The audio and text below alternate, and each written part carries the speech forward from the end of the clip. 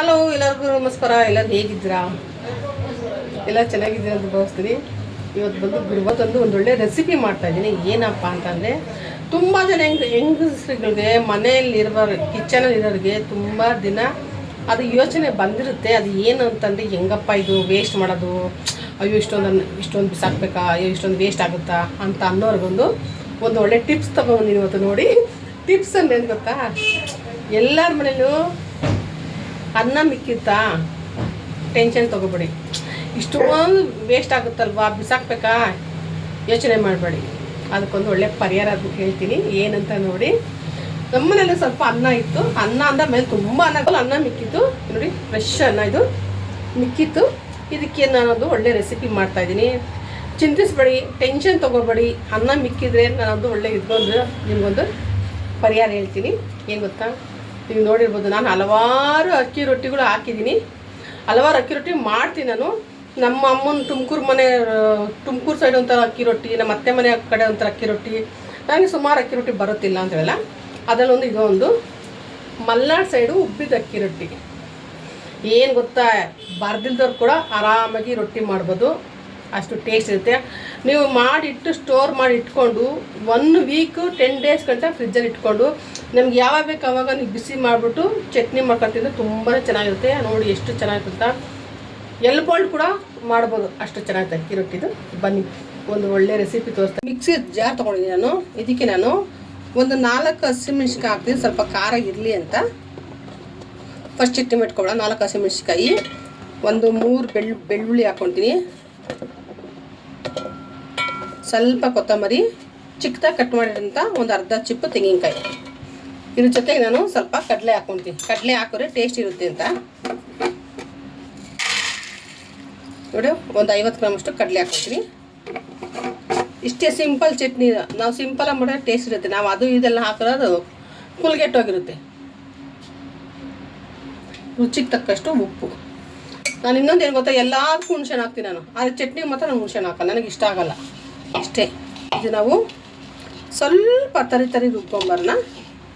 Chutney ready ಆಯಿತು. ಇದಕ್ಕೆ ಒಗ್ಗರಣೆ ಎಲ್ಲ ಏನು ಬೇಡ, ನಾನು ಒಗ್ಗರಣೆ ಎಲ್ಲ ಹಾಕಲ್ಲ. ಮಾಮೂಲಿ ಇಡ್ಲಿ ದೋಸೆಗಾದ್ರೆ ಹಾಕ್ಕೊಳ್ತೀನಿ. ಅಕ್ಕಿ ರೊಟ್ಟಿಗೆ ಒಗ್ಗರಣೆ ಹಾಕೋದು ಚೆನ್ನಾಗಿರಲ್ಲ ನೋಡಿ. ಇದು ರೆಡಿ ಆಯಿತು. ಚಟ್ನಿ ರುಬ್ಬಿರೋ ಜಾರೆ ತೊಗೊಂಡು ತೊಳೆದ್ಬಿಟ್ಟು ಇದಕ್ಕೆ ನಾನು ನೋಡಿ ಇಷ್ಟೊಂದು ಬೌಲ್ ಅನ್ನ ಇದೆಯಲ್ಲ, ಇದಕ್ಕೆ ಹಾಕ್ತೀನಿ ಅಷ್ಟೇ. ತಕ್ಕಷ್ಟು ಉಪ್ಪು ಹಾಕ್ಕೊಂಡು, ಯಾಕೆ ಉಪ್ಪು ಹಾಕ್ಕೋಬೇಕು, ಮಿಕ್ಸ್ ಆಗಬೇಕಲ್ವಾ, ಅದಕ್ಕೋಸ್ಕರ ನೋಡಿ. ನಾನು ಸ್ವಲ್ಪ ಹಾಕ್ತೀನಿ. ನಿಮ್ಮ ಮನೆ ಇನ್ನೂ ಜಾಸ್ತಿ ಅನ್ನ ನೀವು ಬೌಲಲ್ಲಿ ಮೆಜರ್ಮೆಂಟ್ ತೊಗೋಬೋದು. ನೀವು ಯಾವ ಬೌಲ್ ಅನ್ನ ಹಾಕ್ತೀರಿ ಅಂತ ಅದೇ ಬೌಲಲ್ಲಿ ಹಸಿ ತೊಗೋಬೋದು. ನಾನು ಇವಾಗ ಇದರಲ್ಲೇ ಹಾಕ್ಕೊಳ್ತೀನಿ. ಒಂದು 3/4 ಬೌಲಷ್ಟು ಹಾಕ್ಕೊಂಡು ನೋಡಿ. ಏಕೆ ಗೊತ್ತಾಗಬೇಕಲ್ಲ ಅಂತ ಅಷ್ಟೇ. 3/4 ಬೌಲಷ್ಟು ಅಕ್ಕಿ ಹಸಿಟ್ಟು. ಇದಕ್ಕೆ ಯಾವುದೇ ರೀತಿ ನೀರು ಹಾಕೋದು ಬೇಡ, ನೀರು ಹಾಕಿ ರುಬ್ಬಾರ್ದು. ಒಂದು ತಟ್ಟೆ ತೊಗೊಂಡಿದ್ದೀನಿ. ಇವಾಗ ರುಬ್ಬಿದಾಗಿದೆ. ಇದೆಲ್ಲ ನಾನು ಇವಾಗ ಇದಕ್ಕೆ ಹಾಕ್ತೀನಿ ನೋಡಿ. ಈ ಥರ ಅದೆಲ್ಲ ಈ ಥರ ಇರಬೇಕು. ಬೌಲ್ ನೀರು ತೊಗೊಂಡು ಈ ಥರ ನಾವು ನಾದಬೇಕು ಚೆನ್ನಾಗಿ. ನಿಮ್ಮ ಮನೆ ಈ ಥರ ಕಲ್ಲು ಚೆನ್ನಾಗಿದೆ, ಕಲ್ಲು ಮೇಲೆ ನಾದ್ರಿ ಪರವಾಗಿಲ್ಲ. ಈ ಥರ ಕಲ್ಲು ಚೆನ್ನಾಗಿಲ್ಲ ಅಂತಂದರೆ ಈ ಥರ ತಟ್ಟೆಲ್ಲ ಹಾಕೊಂಡು ನೀವು ಸ್ವಲ್ಪ ಗಟ್ಟಿ ಅನಿಸಿದ್ರೆ ನೀವು ಈ ಥರ ತ್ಯಾವ ಮಾಡ್ಕೊಂಡು ತುಂಬ ಈಸಿಯಾಗಿ ಬರುತ್ತೆ ನೋಡಿ.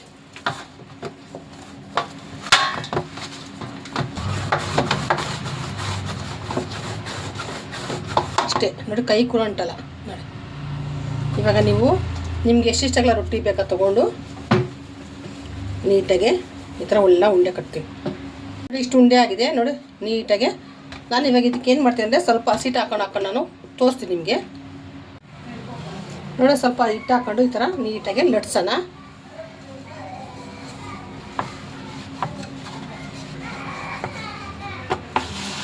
ನೋಡಿದಲ್ಲ ಎಷ್ಟು ತೆಳ್ಳಗೆ ಬಂದಿದೆ ನೋಡಿ. ತವ ಬಿಸಿಗಿಟ್ಟಿದ್ದೀನಿ. ತವ ಮೇಲೆ ಇವಾಗ ಒಂದು ನಾನು ಏನಿಲ್ಲ ಇಷ್ಟೇ ನೋಡಿ, ಈ ಥರ ಹಾಕೋದು. ಆಗ ತಿರುವಾಗ್ತೀನಿ ನೋಡಿ. ಇಷ್ಟೇ ನೋಡಿ ಹೆಂಗೆ ಉಬ್ಬುತ್ತೆ ನೋಡಿ ರೊಟ್ಟಿ. ಅದು ತೋರಿಸ್ತೀನಿ ಇದು ಹೆಂಗೆ ಉಬ್ಬುತ್ತೆ ಅಂತ. ನೋಡಿ ಇವಾಗ ಒಲೆ ಮೇಲೆ ಇಡ್ತೀನಿ. ಇಷ್ಟೇ ನೋಡ್ದಲ್ಲ ಎಷ್ಟು ಚೆನ್ನಾಗಿ ಉಪ್ಪುತ್ತೆ ನೋಡಿ.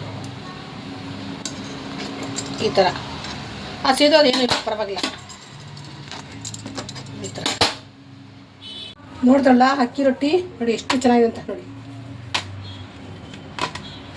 ಬಿಸಿ ಬಿಸಿ ರೊಟ್ಟಿ 10 ನಿಮಿಷಕ್ಕೆಲ್ಲ ನಾವು ರೆಡಿ ಮಾಡ್ಕೊಬೋದು. ಅನ್ನ ಒಂದು ನೀಟಾಗಿ ಸ್ವಲ್ಪ ಸಾಫ್ಟ್ ಇದ್ಬಿಟ್ರೆ ನೋಡಿ ಎಷ್ಟು ರೊಟ್ಟಿ ಮಾಡಿದ್ರು ನೋಡಿ.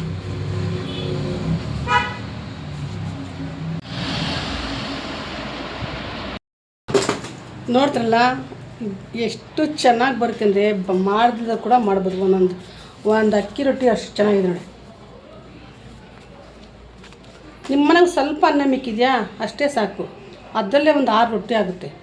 ಇನ್ನೂ ಸ್ವಲ್ಪ ಜಾಸ್ತಿ ಇದು ಮಾಡ್ಬೇಕನ್ನ ಸ್ವಲ್ಪ ಅನ್ನ ಜಾಸ್ತಿ ಇದ್ದರೆ ನೀವು ಕ್ವಾಂಟಿಟಿ ನೋಡ್ಕೊಂಡು ನೀವು ರೊಟ್ಟಿ ಮಾಡ್ಬೋದು.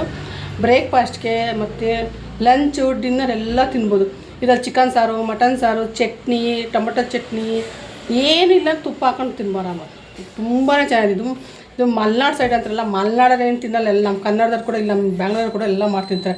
ಅವ್ರೊಂದು ಕೊಚ್ಕೊಳ್ಳೋದು ಇದು ಮಲೆನಾಡು ಸೈಡ್ ರೊಟ್ಟಿ, ಇದು ನಮ್ಮ ಸೈಡ್ ರೊಟ್ಟಿ ಯಾವುದಿಲ್ಲ. ಎಲ್ಲ ಥರ ಅಡುಗೆ ನಮ್ಮ ಬ್ಯಾಂಗ್ಳೂರು ಹೆಣ್ಮಕ್ಳು ಮಾಡೇ ಮಾಡ್ತಾರೆ. ನಮಗೂ ಬರ್ತಿದ್ದು ಮಾಡೋದಕ್ಕೆ.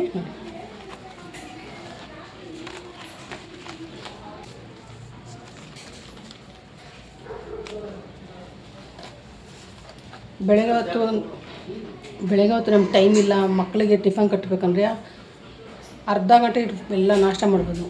ತುಂಬಾ ಚೆನ್ನಾಗಿದೆ ನೋಡಿ. ಲಾಸ್ಟವರೆಗೂ ನೋಡಿ. ನಾನು ರೊಟ್ಟಿ ಕಾಯಿ ಚಟ್ನಿ ಚೆನ್ನಾಗಿದೆ ಅಂತಂದು ಕಮೆಂಟ್ಸ್ ಹಾಕಿ, ಓಕೆನಾ? ತುಂಬ ಸಿಂಪಲ್ ಚೆನ್ನಾಗಿದೆ, ಕಮೆಂಟ್ಸ್ ಹಾಕಿ. ಓಕೆ, ಬಾಯ್.